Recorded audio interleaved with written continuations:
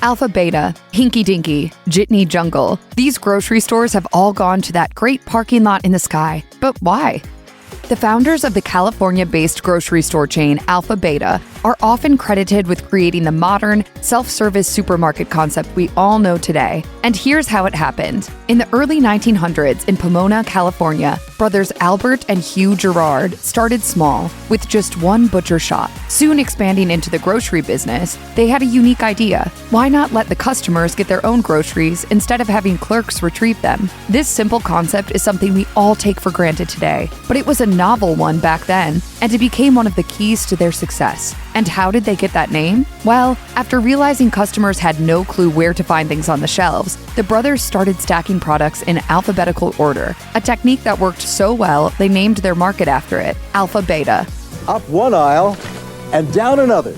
The way you save at Alpha Beta is positively amazing. In the 1930s, Southern California was growing, and so was Alpha Beta. In 1932, the brothers opened 2 more markets much larger than their original stores, and these were some of the very first large-scale supermarkets. In 1961, the chain merged with American Stores, a public company, which meant it was subject to leveraged buyouts. And that is exactly what happened in 1979 when another grocery store chain, Skaggs, took over Alpha Beta. The stores were renamed as Skaggs Alpha Beta. Here at Skaggs Alpha Beta, they'll do anything for you. The meat cutters, they'll cut meat any kind of way. They'll give you a specialty cut. I had the guys make a little portrait of me.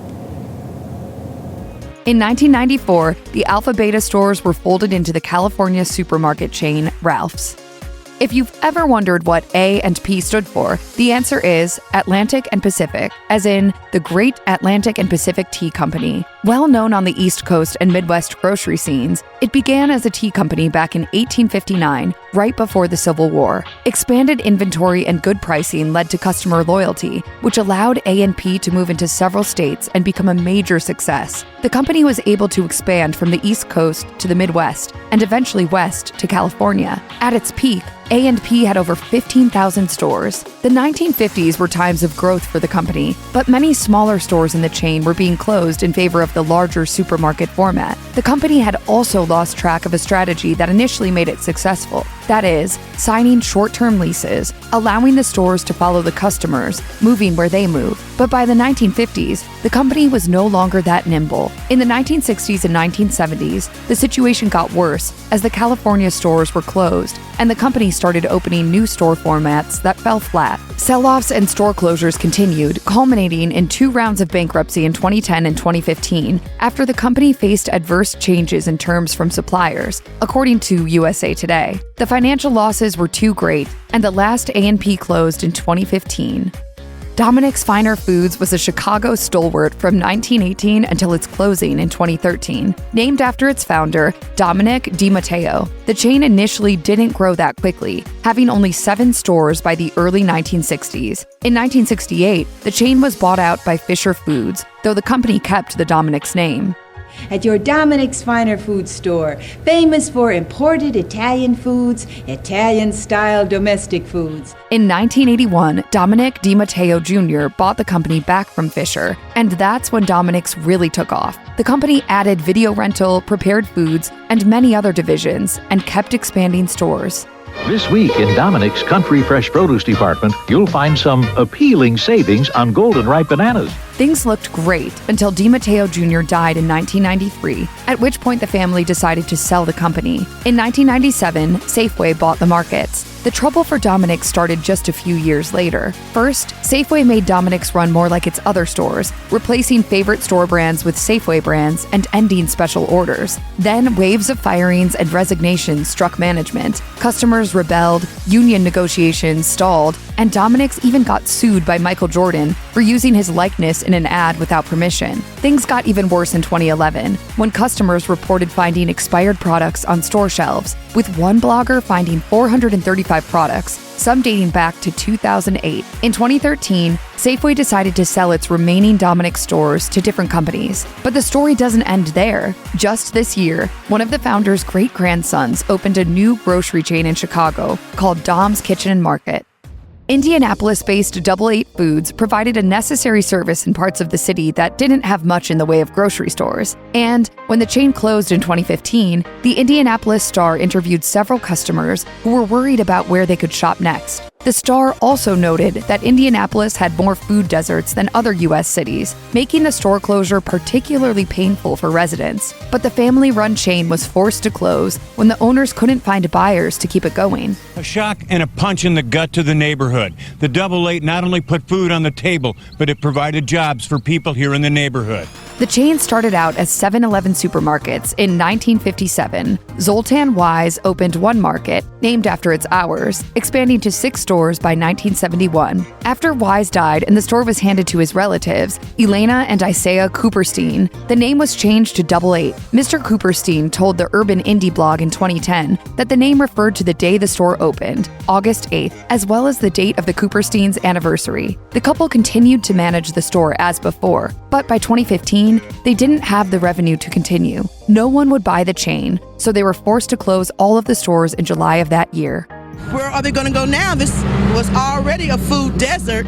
Fresh and Easy was the U.S. branch of UK grocery store company Tesco, which announced in 2006 that it planned to open stores in the U.S. Initially, no one knew what to make of it. Analysts were divided, with some calling the move risky and others pointing to Tesco's huge success in the UK as an indicator that it knew what it was doing. Jacob's cream crackers, 11.5p. A large can of ideal evaporated milk, 15.5p. In 2007, Tesco opened a large number of Fresh and Easy stores in places like Southern California, Phoenix, and Las Vegas. Its main gimmick, in addition to selling groceries, was pre-packaged meals, which Tesco had done successfully in the UK. However, this meal concept just didn't quite catch on with Americans. Failing to distinguish itself from other brands, the store declared bankruptcy, first in 2013 and again in 2015, when they finally closed for good.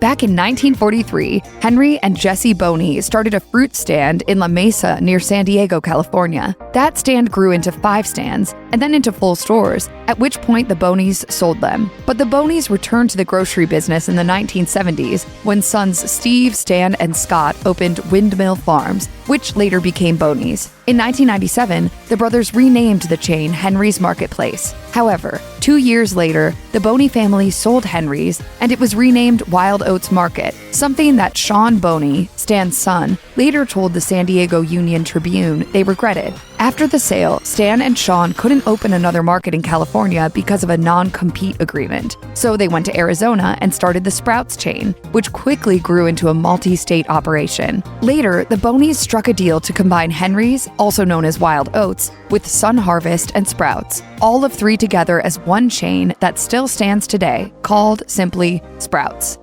The next time you get cash back at the grocery store, take a moment to thank Hinky Dinky, a Nebraska-based chain of grocery stores with a slightly silly name. The chain started back in 1925 in Omaha as a local competitor to another store with a memorable moniker, Piggly Wiggly. Hinky Dinky was innovative in several ways, according to Omaha magazine. It was big on automation, with automated doors and checkouts, and kept meat and other frozen goods in refrigerator and freezer cases that the customer could access. Hinky Dinky was also the first chain in the region to use wheeled grocery carts. And in January 1974, the chain became the first to have terminals at the checkout stand, allowing customers to withdraw cash. Hinky Dinky was sold in 1972 to the Cullum Company, who were also the owners of the Texas-based Tom Thumb Markets. Unfortunately, a union strike in 1984, plus competition from other stores, eventually led to Hinky Dinky's demise.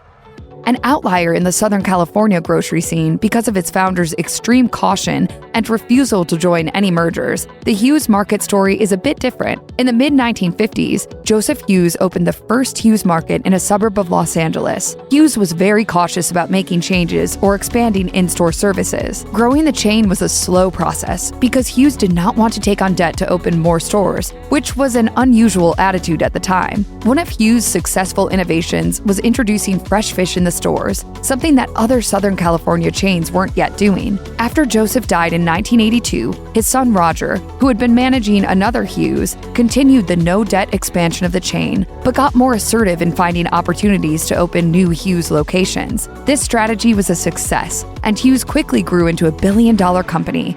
From dips to hors d'oeuvres and casseroles, nothing can rescue a holiday party like cheese from Hughes. depend on Hughes. Roger Hughes was originally averse to the idea of taking the company public, but by 1997, he changed his mind and merged the chain with Quality Food Centers. Hughes Markets remained in operation, but were then rebranded and folded into the Ralph's chain in 1999. Jitney Jungle was a Mississippi-based chain that started in 1919 as a typical credit and delivery store where customers would send in orders that clerks would fill and deliver. But then things changed, and the founders decided to change the store to a self-service model. The savings from having to pay fewer employees went toward price discounts, and the chain developed a reputation for low-cost groceries. And as the market expanded, the company was also careful to follow its customers as they moved into the suburbs. Shopping at Jitney has been a Southern tradition for over 80 years. One notable feature at a location in Jackson, Mississippi, was the addition of a women's bathroom. Wow, this is the nicest one yet! And while a ladies' room doesn't exactly seem unique now, back then it was a clear signal that Jitney Jungle was catering to its female customers. And it didn't stop there. In the 1950s, Jitney Jungles were marketed toward women as social destinations, where they could meet up with their friends. Marianne, Charmaine.